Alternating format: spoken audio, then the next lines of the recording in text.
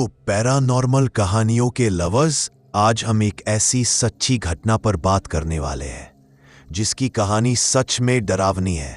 तो फटाफट चैनल को सब्सक्राइब कर लें और फिर ये कहानी शुरू करते हैं।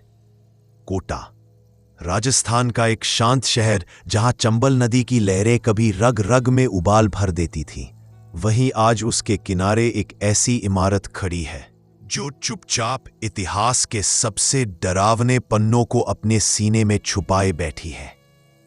बृजराज भवन पैलेस। यह महल बाहर से देखने में एकदम शाही लगता है। ऊंची दीवारें, मोटे पत्थर, बड़ी बड़ी खिड़कियां और हर कोने से झांकता राजसी वैभव। पर जब सूरज ढलता है और महल की छत पर चांदनी उतरती है तो इस इमारत की रगों में सिर्फ इतिहास नहीं, एक रूह भी करवट लेने लगती है।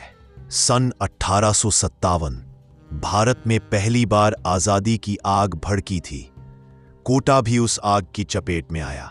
उस समय बृजराज भवन में रह रहे थे मेजर चार्ल्स बर्टन, एक अंग्रेज अफसर जो अपने 2 बेटों के साथ यही रहता था। लोगों ने उसे कई बार चेताया, कोटा अब सुरक्षित नहीं है, यहां से निकल जाइए। पर एक रात, बहुत ही डरावनी रात थी वो। तारीख थी 23 दिसंबर 1857। आधी रात का वक्त था जब बगावत कर चुके भारतीय सैनिकों ने महल को चारों ओर से घेर लिया।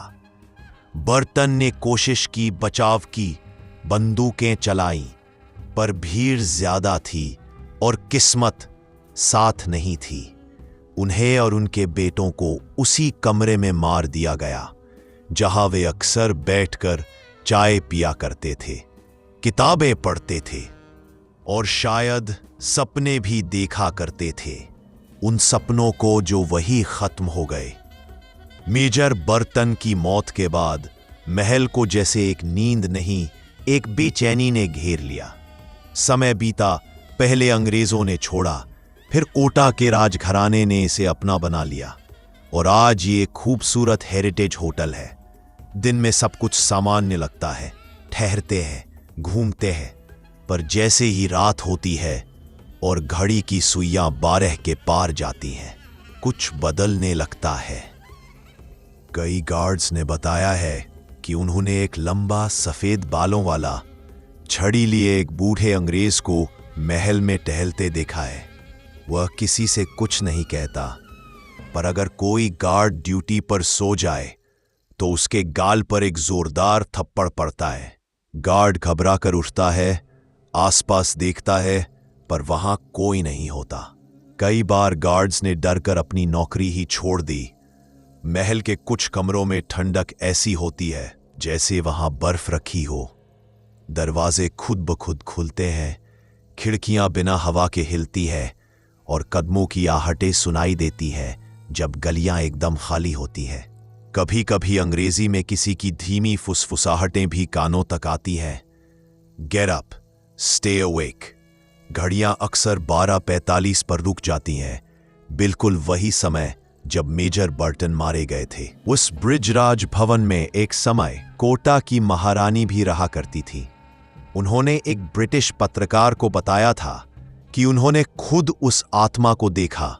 एक बूढ़ा अंग्रेज, सफेद बाल, नीली आंखें और हाथ में छड़ी, जो मेरे स्टडी रूम में खड़ा था।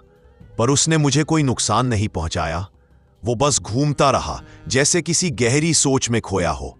कभी कभी ऐसा लगता है जैसे वो आत्मा आज भी ड्यूटी पर है। वो अब ब्रिटिश साम्राज्य की रक्षा नहीं कर रहा, बल्कि उस इमारत की देखरेख कर रहा है जहां उसे धोखे से मार दिया गया।